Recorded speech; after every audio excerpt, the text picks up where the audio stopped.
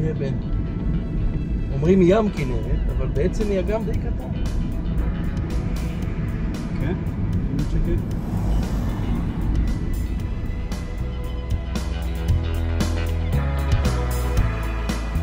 או, הגענו. אני מקווה שאין יותר מדי אנשים.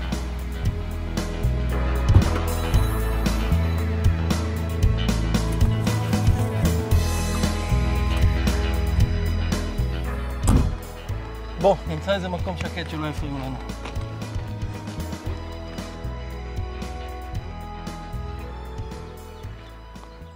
איזה יופי. הנוף הזה מחזיר אותי הרבה שנים אחורה, בן.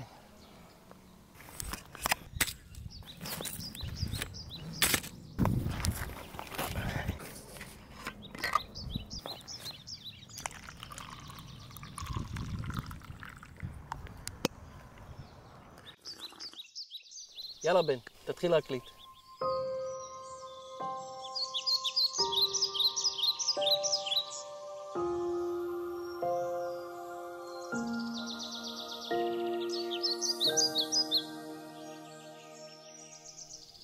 לא סתם הבאתי אותך לפה עם כל הציוד בן. המקום הזה מאוד סמלי בשבילי. רציתי לספר לך ולכל עם ישראל על מסע שעברתי. מסע בארץ או אחד מהמסעות שלך בחו"ל? בעצם גם וגם. מסע בארץ וגם מסע בחו"ל, אבל בעיקר מסע רוחני. מסע שהתחיל בארץ, עבר לחו"ל, ואז החזיר אותי בחזרה לגליל. עוד לפני שהספקתי לומר אפילו משפט אחד. כשהייתי בן 1.25 שנה, ההורים שלי התגרשו. סבא, אבא שלי, בא מרקע מסורתי מעיירה במרכז, וסבתא, אמא שלי, היא בת קיבוץ חילונית מעמק הירדן. הנה, קצת קשה לראות מכאן, אבל ממש שם, בדרום הכנרת.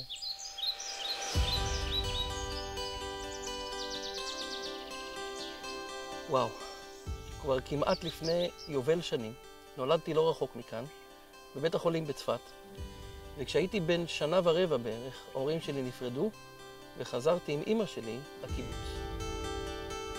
למרות שבמובנים רבים הייתי ילד ישראלי רגיל, כמו הרבה ילדים אחרים בגילי, בעצם לא הייתי ילד רגיל. כל החיים הרגשתי שונה ופחות טוב משאר בני גילי, בעיקר כי לא היה לי אבא. אמנם אבא שלי לא גר כל כך רחוק מהקיבוץ, אבל נסיבות החיים גרמו לזה שמאז גיל מאוד צעיר, הקשר שלי עם אבא היה קטוע, ובמשך תקופה ארוכה ומשמעותית בהתפתחות שלי כמעט ולא היה קיים.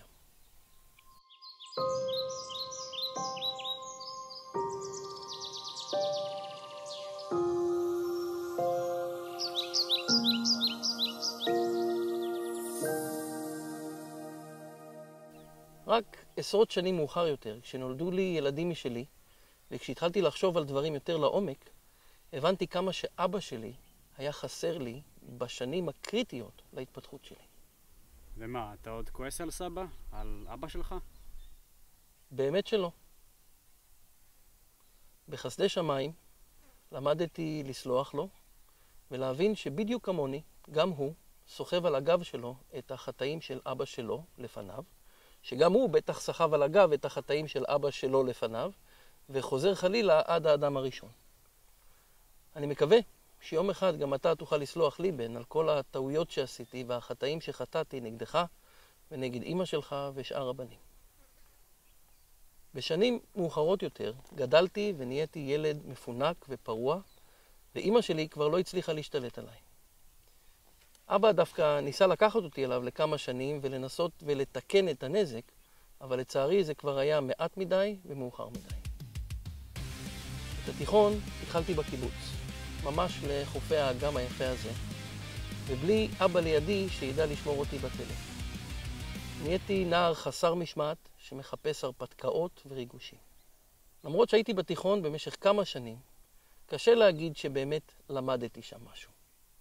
חברת הנוער בקיבוץ הייתה מאוד מתירנית וחופשית לבני נוער, ומהר מאוד למדתי שאפשר לעשות מה שרוצים, אם רק יודעים ממי להסתיר את זה. בן, אתה כבר לא ילד, אז אני מרשה לעצמי לספר לך דברים בכנות, אבל אני בטח לא רוצה שתלמד ממני את הדברים הרעים. אין מצב. כבר בגיל 15 התחלתי לעשן סיגריות, ולא הרבה אחרי זה גם הפכתי לפריק מגודל שיער וחובב גרס. באותם הימים היו מגיעים הרבה מתנדבים מאירופה ומאמריקה לעבוד בקיבוצים, ובעיקר בגלל בנות יפות עם שיער צהוב מכל העולם שהיו מגיעות אלינו לקיבוץ, התחלתי לשפר מאוד את האנגלית שלי ולהתחבר עם מתנדבים. למרות שבקיבוצים אחרים היו קבוצות של מתנדבים מכל מיני מקומות בעולם, אצלנו בקיבוץ רוב המתנדבים היו בעיקר מאנגליה, ובעיקר בגללם התחלתי להתעניין מאוד בתרבות האנגלית המודרנית. אני זוכר שיחד עם שאר התיכוניסטים בקיבוץ ישבנו והקשבנו לפופ אנגלי, והתלהבנו מאוד מכל הטרנדים שבאו מאנגליה בשנות ה-90 המוקדמות. היו לי כמה חברות בתקופת התיכון. בהתחלה יצאתי עם ישראליות, ואחרי זה עם בנות מאמריקה ומאנגליה, אבל אחת מהן, באופן ספציפי, נכנסה לי לדם בתקופה שכבר הייתי על סף גיוס לצה"ל. אני זוכר שסבא שלי, זכרו לברכה, המסורתי מהמרכז, באחד הביקורים הנדירים שלי אצלם בבית, אמר לי באותה תקופה, אל תיתן לבנות לסובב לך את הראש. ואני זוכר שחשבתי לעצמי באותו רגע שזה כבר מאוחר מדי. אותו הסבא היקר, שאני חייב לספר לך שאני מאוד מתגעגע אליו, היה זה שלימד אותי לקרוא בתורה לקראת הבר מצווה שלי, ואני זוכר את השיחות שהיו בינינו מאז וגם בשנים שאחרי זה, במיוחד על קיומו של אלוהים. לזכותו של סבא, אספר שזה היה הוא, אחרי הרבה שנים של ויכוח, שהצליח להוכיח לי שככל הנראה יש אלוהים. מאז אותו יום כבר לא טענתי שאני אתאיסט כמו קודם, אלא פשוט הודיתי שאני מאמין שיש כוח עליון כלשהו, אבל שאני לא יודע מי או מהו. סבא שלי, סבא רבא שלך, היה יהודי שומר מסורת, ואני זוכר גם כמה שהוא אהב לקרוא, ואיך תמיד מצאתי ספרים מעניינים על המדפים אצלו בבית. ספרים על מדע, טבע, אומנות, וגם בתחומי מיסטיקה ויהדות. כמה שבועות לפני תאריך הגיוס שלי, בתקופה שבה הייתי אמור להיות ממוקד כולי בשירות הצבאי, אותה בחורה מאנגליה, שבה הייתי מאוהב מעל הראש, עזבה אותי וחזרה לאנגליה. וככה את השבועות האחרונים לפני הגיוס העברתי מבולבל ועם לב שבור. במקום לחשוב על תרומה למדינה ועל השנים שמחכות לי בצבא, כל מה שיכולתי לחשוב עליו היה לנסוע לאנגליה ולנסות ולהחיות את הקשר עם אותה המתנדבת. כמו רוב החבר'ה מהקיבוץ, גם אני תכננתי להתגייס לשירות קרבי, אבל אחרי שהתגייסתי גיליתי מהר מאוד שהשנים שבהן חייתי ללא משמעת ובלי שום סמכות, הפכו אותי לחייל גרוע מאוד. ובנוסף, כמו שאמרתי, הראש שלי כבר היה באנגליה עם אותה בחורה שזרקה אותי. למרות שהיום אני מתחרט על זה מאוד, אני חייב להודות שהלב שלי פשוט לא היה בצבא. אחרי שנכשלתי בגיבוש ולא התקבלתי לאותה יחידה הקרבית שביקשתי להתקבל אליה, כבר התחלתי לחשוב על דרכים לחפף את השירות הצבאי, ואחרי כמה חודשים של שירות לא ממש קרבי, עברתי עבירת משמעת חמורה ונכנסתי לכלא הצבאי. ודווקא שם, בכלא 4, אחרי 4 שנים של סמים, בנות ומוזיקה, כשפתאום מצאתי את עצמי בכלוב כמו חיית פרא, התחלתי לחשוב על אלוהים.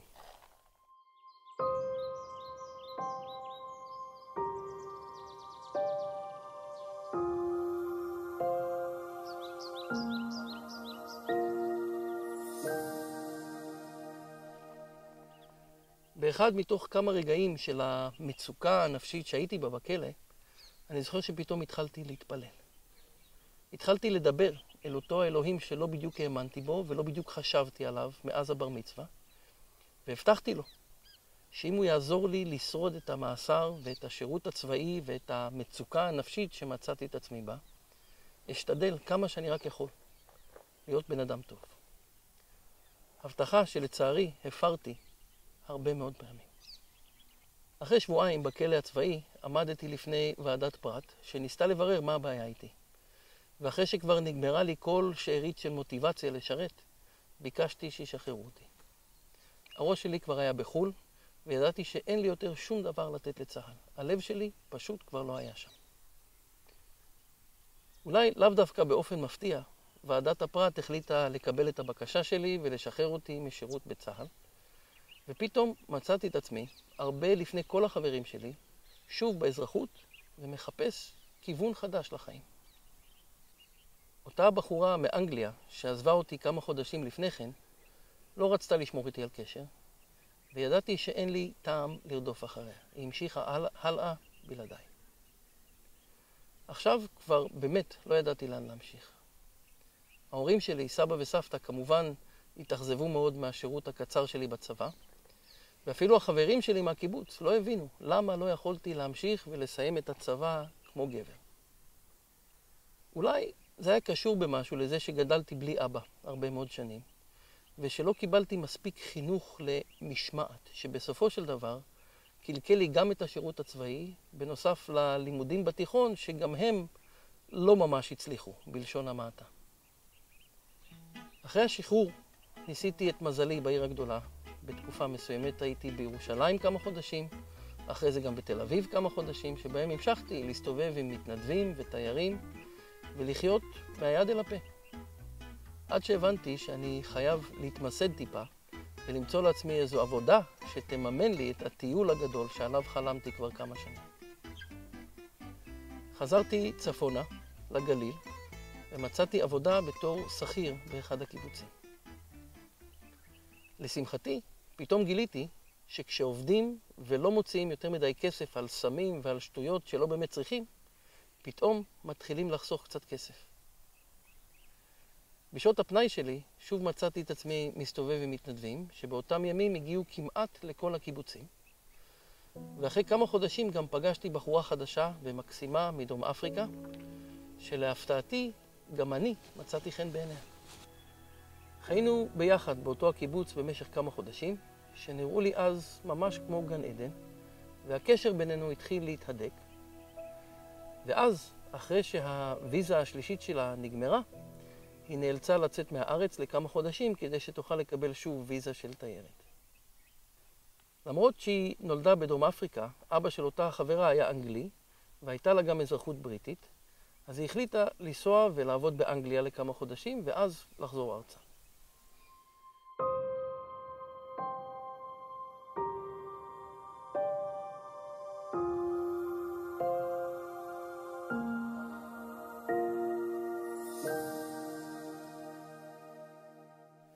מאוד שמחתי שהיא רוצה לחזור אליי לישראל, אבל באותם ימים, אחרי שכבר הצלחתי לחסוך קצת כסף, חשבתי שאולי יהיה יותר טוב אם פשוט אצטרף אליה באנגליה ונמשיך את הקשר שלנו שם.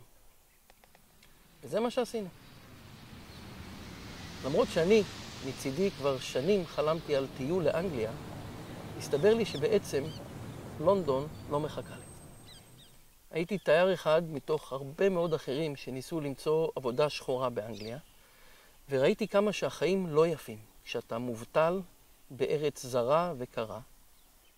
בגלל שהחברה שלי הייתה אזרחית בריטית והיו לה בני משפחה וקשרים באנגליה, היא הצליחה למצוא עבודה מהר מאוד. אבל אני, למרות שניסיתי, לא הצלחתי למצוא שום מקור הכנסה קבוע שיהיה אפשר לבנות עליו. מעט העבודות השחורות שהיו זמינות לעובדים לא חוקיים היו קשות מאוד וגם לא שילמו מספיק כדי לקיים אותנו, שלא לדבר בכלל על חיסכון כלשהו לעתיד. באיזשהו שלב החלטתי לנסות ולנגן גיטרה ברחובות, כמו כמה צעירים אחרים שראיתי, ולנסות לעשות מזה קצת כסף. אבל לצערי אני לא באמת מוזיקאי כל כך מוכשר, ולא יותר מדי אנשים זרקו מטבעות לכובע שלי. בנוסף למצוקה הכספית הכבדה שהייתי בה, פתאום גם גיליתי שהמשפחה של אותה בחורה לא ממש אהבה אותי. ואני זוכר ששמעתי גם כמה הערות אנטישמיות שאני לא בטוח שהם לא באמת רצו שאשמע. אחרי 3 חודשים ביחד, הקשר בינינו נגמר עוד פעם עם לב שבור, ושוב מצאתי את עצמי לבד בארץ קרה וזרה שאפילו לא ידעה שאני קיים. מצאתי עבודה זמנית בתור כותב פטל בחווה מדרום ללונדון, ושם עם נעליים מלאות בבוץ ומלא שריטות מהשיחים של הפטל, התחלתי להרגיש איך אני צולל שוב לתהומות של ייאוש. הייתי לבד, בארץ זרה, בלי תעודת בגרות, בלי שירות צבאי משמעותי ובלי שום כיוון להמשך הדרך. אפילו כסף לחזור לארץ לא היה לי. ומעט הכסף שהצלחתי להרוויח מהפטל הספיק בקושי לקנות אוכל וסיגריה. ואז נזכרתי בזוג חברים שגרו לא רחוק. זוג שהכרתי עוד מהארץ כשהם היו מתנדבים בעמק הירדן, כמה שנים לפני כן, עוד מהתקופה לפני שהתגייסתי. ועכשיו, כשהייתי לבד ודי מסכן, מצאתי את המספר שלהם והתקשרתי. רוברט וג'ואן הזמינו אותי לבוא לבקר אותם. הם גרו בעיירה קרובה מאוד לחווה שבה עבדתי, ואחרי שהם ראו את המצב שלי, הם הזמינו אותי לבוא ולהתארח אצלם, לפחות עד שאמצא איזה סידור אחר. לא רציתי להיות עליהם למטרד ונטל, אבל לצערי לא היו לי הרבה ברירות, ואחרי שבלעתי את שאריות הגאווה שעוד נשארו לי, הסכמתי להזמנה הנדיבה שלהם להתארח אצלם.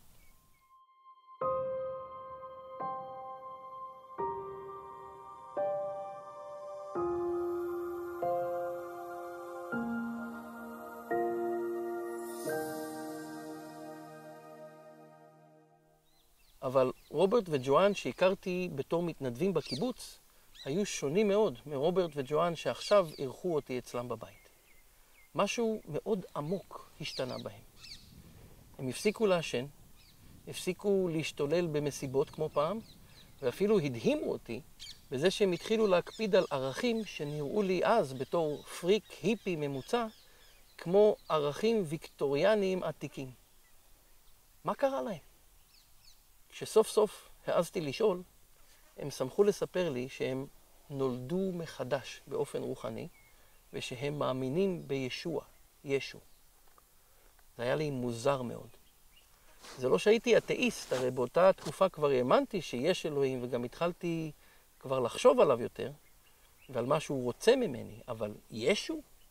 עליו דווקא לא חשבתי. איך יכולתי אפילו לחשוב עליו? אני הרי נכד לניצולת שואה. ג'ואן ורוברט התחילו להאמין בישוע רק כמה חודשים לפני שפתאום התקשרתי אליהם, והם היו בשלב של התלהבות רוחנית מאוד גדולה. כל המוזיקה שלהם, כל הספרים שלהם וכל הסרטים שהיו להם בבית היו על התנ"ך, על הברית החדשה ועל ישו, שהם התעקשו שאקרא לו בשמו המלא ישוע.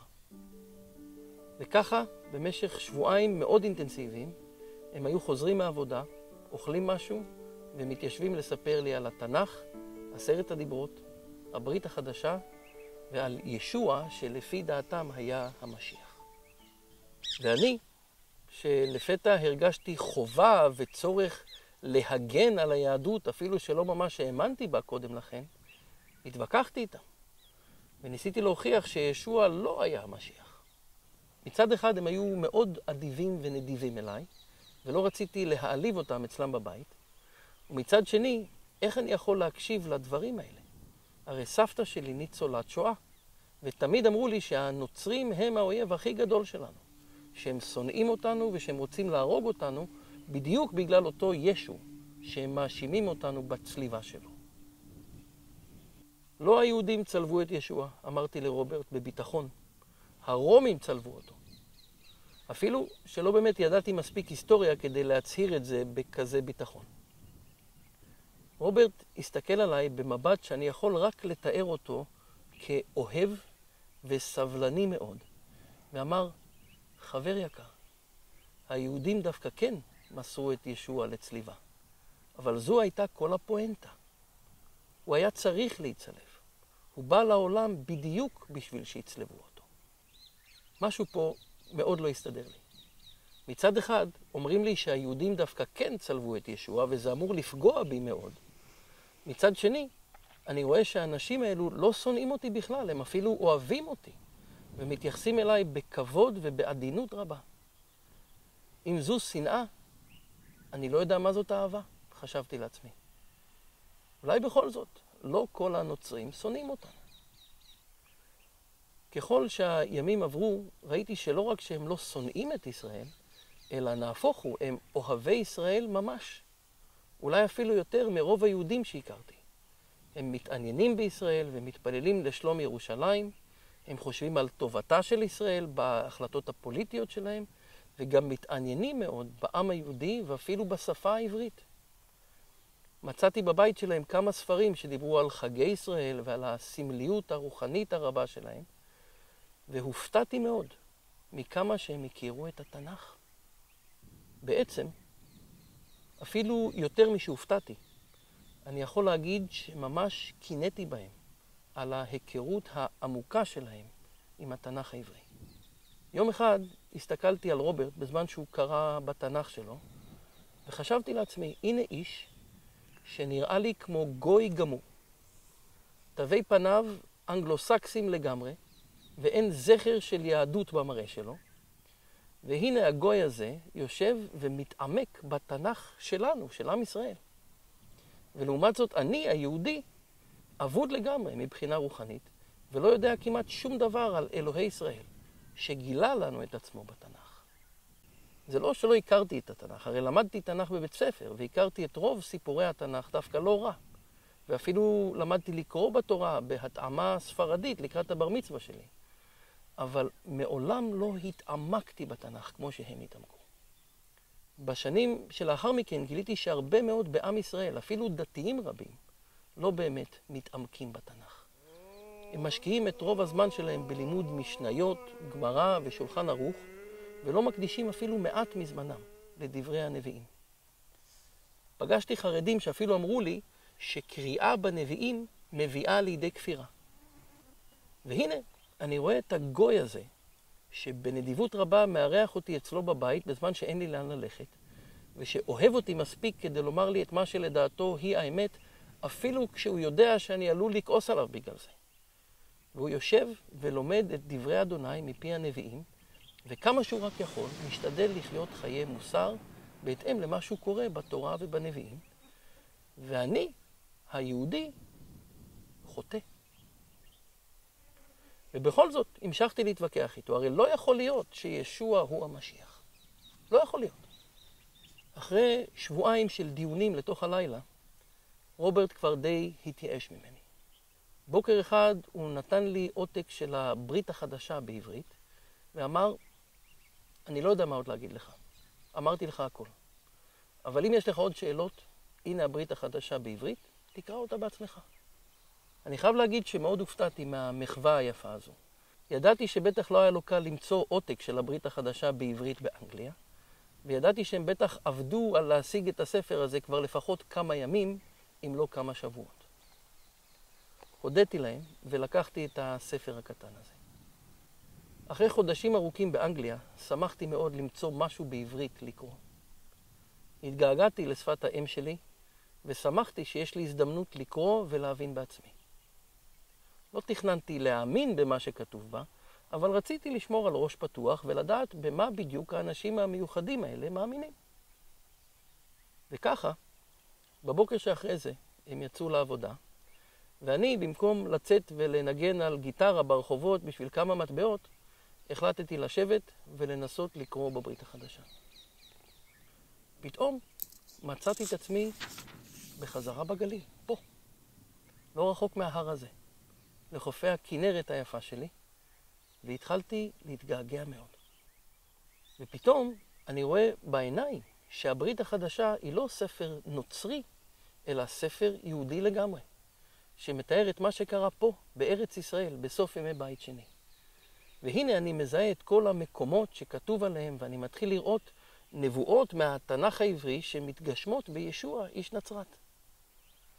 עוד נבואה, ועוד נבואה, ועוד נבואה. מה קורה פה? כאילו שישוע הכיר את כל הנבואות המשיחיות בתנ"ך, וניסה מאוד להגשים אותן. אבל רגע, הנה נבואה שמדברת על הלידה המיוחדת שלו בבית לחם. איך מישהו יכול לבחור איפה הוא נולד? לא. אם ישוע היה רק אדם מן המניין, הוא לא היה יכול לזייף את מקום לידתו. טוב, אמרתי לעצמי, זה רק צירוף מקרים. אבל ככל שהנבואות מהתנ"ך המשיכו להתגשם בישוע, התחלתי להבין שזה יותר מצירוף מקרים. או שמדובר בזיוף מאוד מתוחכם, או שישוע הוא באמת המשיח. אחרת, איך אפשר להסביר את כל הנבואות שמתגשמות בחיים שלו? אבל אז הגעתי לאיזה קטע שעצבן אותי וסגרתי את הספר.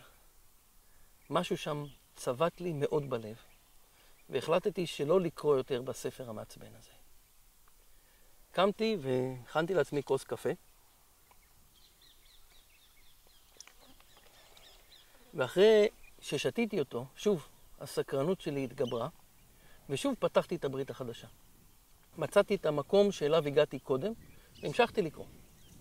אבל אז עוד פעם, קראתי את אותן המילים והתעצבנתי. אמרתי לעצמי, די, אין לי כוח יותר לספר הזה, והנחתי אותו על השולחן. קמתי והתחלתי להסתובב בבית, מחפש מה לעשות, אבל עוד פעם גיליתי שכל הספרים שלהם, כל הסרטים שלהם וכל המוזיקה שלהם, איכשהו קשורים לתנ"ך, לברית החדשה ולישוע. אוף, איזה שעמום. אחרי כמה דקות של שעמום, עוד פעם הסקרנות התגברה עליי, והתיישבתי בפעם השלישית לקרוא בברית החדשה. הפעם, אמרתי לעצמי, אני אדלג על הקטע שמעצבן אותי ואמשיך לקרוא. וזה מה שעשיתי. דילגתי על הפסוקים שלא אהבתי, והמשכתי לקרוא את הדרשה על ההר. בגלל זה אנחנו כאן היום, בן. לפי כמה מסורות עתיקות, ההר הזה שאנחנו יושבים עליו, הוא ההר שעליו ישוע נשא את הדרשה הכי מפורסמת בעולם. זו באמת דרשה חזקה מאוד, רק שלנו, היהודים, אסור לקרוא אותה. זה קצת אירוני שהיא לא ליהודים, והרי יהודי הוא זה שהטיף אותה, וכמעט כל אלה שהקשיבו לו היו יהודים. בעצם, הסיבה שבגללה רציתי שנבוא לפה היום, להר האושר, שעליו ישוע הטיף את המשנה הסדורה שלו, היא שהדרשה על ההר שינתה את החיים שלי, ודרכי אולי גם את החיים שלך, בן, לנצח. אם הנבואות המשיחיות מהתנ"ך שראיתי מתגשמות בברית החדשה, יצרו אצלי עניין אינטלקטואלי ותיאולוגי, הרי שהדרשה על ההר נגעה בלב שלי באופן עמוק מאוד ומצפוני. אני קורא את הדברים שישוע אמר לפני 2000 שנה, ופתאום אני מרגיש שהוא אומר לי אותם באופן אישי. אני מרגיש שהוא מדבר אליי, אל הלב שלי ואל המצפון שלי, ואומר לי את האמת אפילו שהיא לא מאוד נעימה לי.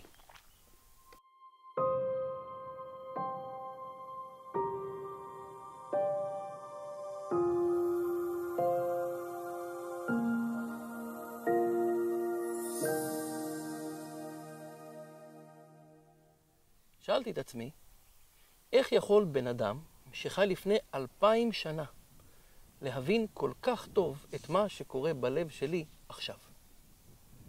איך הוא יכול לראות בדיוק את המצב הרוחני שלי כאן ועכשיו? איך הוא הצליח כבר לפני 2000 שנה להצביע בדיוק כל כך מושלם על טבע האדם האמיתי? והנה הוא ממשיך עוד ועוד ועוד, וכל מילה שלו נוגעת לי בלב. פה הוא אומר לי מה טוב, ופה הוא מראה לי מה רע, אפילו שאני לא באמת רוצה להודות בזה. פה הוא מראה לי מהי צביעות בעיניו של אלוהים, ומהי עבודת אלוהים אמיתית. מי זה האיש הזה? למרות שעוד לא האמנתי שישוע הוא המשיח היהודי המובטח, הרי שפתאום נאלצתי להודות שהאיש הזה חכם מאוד ואומר דברי אמת שמבוססים על מוסר אדוני ועל תורת משה. המשכתי לקרוא, והנה ראיתי עוד ועוד נבואות משיחיות מהתנ"ך שמתגשמות בחיים שלו. חלקן ברורות כשמש וחלקן רמיזות. ואז גם קראתי על אלו שהתנגדו לדברים שלו, והבנתי בדיוק למה הם פחדו ממנו. הוא הרי מדבר את דברי אדוני. ומי צריך את הרב המלומד כאשר עומד לפניו נביא מלא ברוח הקודש? לא יכולתי להפסיק לקרוא. קראתי את בשורת מתי, ואז את בשורת מרקוס, אפילו לא ידעתי שיש כמה בשורות שמציגות את המשיח מנקודות מבט שונות, וכשקראתי בבשורת מרקוס וראיתי קטעים שדמו לבשורת מתי, חשבתי שזה בטח טעות דפוס, ושמישהו הדפיס קטעים מבשורת מתי במקום הלא נכון. אבל כשהגעתי לבשורה השלישית, בשורת לוקאס, וגם בה מצאתי דברים שדמו מאוד למה שכבר קראתי, פתאום הבנתי שמדובר בכמה עדויות נפרדות. 4 אנשים שמספרים מהזווית האישית שלהם את הדברים שהם ראו ושמעו. ואז, כשקראתי את בשורת יוחנן, הבשורה הרביעית, שדווקא קצת שונה מהשאר בזה שהיא מתמקדת בזהות הרוחנית של ישוע כבן האלוהים, וכעשה התמים שנתן את נפשו למוות על חטאינו, סגרתי את הספר בידיים רועדות, והתחלתי לחשוב.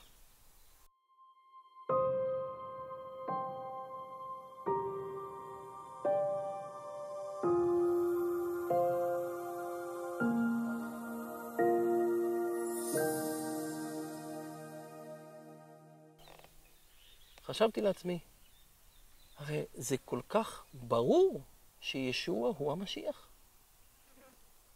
למה הרבנים לא רואים את זה? ואז כשנזכרתי במעט הרבנים שהכרתי בארץ, במיוחד בתקופת הבר מצווה שלי, וראיתי איך הם מקפידים על המסורת ועל קוצו של יוד, אבל בכלל לא מתעניינים בליבו של האדם, התחלתי להבין מה ההבדל. אני זוכר שבמשך השבועות הארוכים שבהם למדתי לקרוא בתורה, חוץ מסבא שלי עצמו, אף אחד אפילו לא שאל אם אני מאמין באלוהים. כל הסיפור היה מסורת. ציפו שאקרא ואטעים מילים מסוימות ושאשנן את פרשת ניצבים בעל פה, אבל אף אחד אפילו לא ניסה לדבר איתי על עניינים שברוח, על אמונה אישית, ולנסות לענות לכל השאלות שהיו לי. זו הייתה פשוט מסורת לשם מסורת. ואז החלטתי שאני לא צריך להתייעץ עם אף רב. בתחילת המהדורה העברית של הברית החדשה, המוציאים לאור כתבו תפילה קצרה לאלוהי ישראל, שיגלה לקוראי הספר את האמת על ישוע, והחלטתי שאם אלוהים באמת קיים, ואם הוא באמת רוצה שאני אאמין בו, הוא ימצא דרך להראות לי את האמת על ישוע. לא התפללתי בדיוק כמו שהיה כתוב בספר, אלא פשוט פניתי בשקט לאלוהי אברהם, יצחק ויעקב, וביקשתי שיראה לי אם ישוע הוא באמת המשיח או לא. אמרתי לו שאם ישוע הוא באמת המשיח, אז אני רוצה לדעת את זה בוודאות, ואני מוכן ללכת בדרך שלו עד הסוף. ואם ישוע הוא לא באמת המשיח, אני לא רוצה לשמוע את השם שלו יותר לעולם. הסתכלתי החוצה מהחלון אל היום האפור והגשום באנגליה הסתווית, ופתאום הרגשתי איזה גל שעובר עליי מלמעלה למטה. בשנייה הראשונה חשבתי שאולי אני מדמיין את זה, או שאולי חטפתי איזה צינון כשישבתי לנגן בקור ברחובות. אבל אז שמתי לב שמשהו בתוכי השתנה מאוד. פתאום, ובלי שום הסבר, הלב שלי התמלא באהבה יותר גדולה ממה שמילים יכולות לתאר. הרגשתי שאני כל כך מלא באהבה, עד שהלב שלי פשוט לא יכול להכיל אותה יותר. הרגשתי שאם תתווסף עוד טיפה קטנה אחת של אהבה ללב שלי, הרי שהוא לא יוכל להכיל אותה יותר, ואני פשוט אפול מת מרוב אהבה. אף פעם לא הרגשתי אהבה כל כך חזקה, וגם אחרי זה, בשנים הבאות, הרגשתי את אהבת האלוהים באופן מאוד חזק, כמה פעמים, אבל אף פעם לא באותה העוצמה, כמו שהרגשתי אותה באותו היום. ואז ידעתי מעל לכל ספק שזאת באמת אהבת אלוהים. ידעתי שישוע הוא המשיח שאדוני שלח לא רק ללמד אותי מה טוב ומה רע, אלא שהוא אהב אותי כל כך, עד שהוא הקריב את נפשו הטהורה למוות, על צלב, כדי לפדות חוטא גמור כמוני מאש הגיהנום. ידעתי שרק אהבה כל כך חזקה, כמו האהבה שנגלתה לי באותו הרגע, היא האהבה של אלוהים, ושרק אותו אני יכול לעבוד בלב שלם כל ימיי. רק אלוהים כזה, שאוהב אותי כל כך הרבה, עד שהוא מוסר חלק מעצמו, את דברו הנצחי שלבש בשר, לתת את נפשו הטהורה כקורבן על החטאים שלי, הוא האלוהים שהלב שלי יכול לבטוח בו לעד. אני יודע במלוא ודאות האמונה שישוע הוא באמת המשיח המובטח, בן האלוהים שנצלב בעדי ובעד העולם כולו. לא בגלל שאני כזה חכם גדול, אלא כי אלוהים הראה לי באופן אישי ומעל לכל ספק אינטלקטואלי שהוא אוהב אותי. אוהב אותי כל כך הרבה עד שהוא נתן את בנו יחידו בשביל שחוטא כמוני, שאבוד בחטא ולא יכול לצאת ממנו בכוחות עצמו, יבשע ויזכה בשמו לחיי עולם. באותו הערב, כשרוברט וג'ואן חזרו מעמל יומם, חיכיתי להם ליד הדלת וסיפרתי להם שאני מאמין בישוע שלהם. אני לא יודע אם באותו הרגע הם האמינו לי. הרי שבועיים שלמים התווכחתי איתם ולא הסכמתי לקבל את הטענות שלהם שישוע הוא המשיח. והנה פתאום, בלי שום ויכוח, אני מצהיר על אמונתי בישוע. אבל בין אם הם האמינו לי או לא, הם התפללו בשבילי וביקשו שאלוהים יראה לי את עצמו ויוליד אותי מחדש מרוח הקודש. הם אמנם לא הבינו את זה באותו הרגע, אבל כבר נולדתי מחדש. מאותו היום, כל הלך המחשבה שלי התחיל להשתנות לגמרי.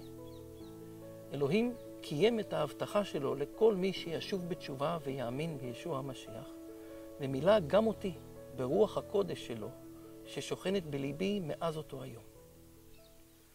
ואז, אחרי שהוא שם בקרבי לב חדש במקום לב האבן האבוד בחטא, הוא גם התחיל בקרבי חיים חדשים של התקדשות יומיומית והתחדשות הדעת.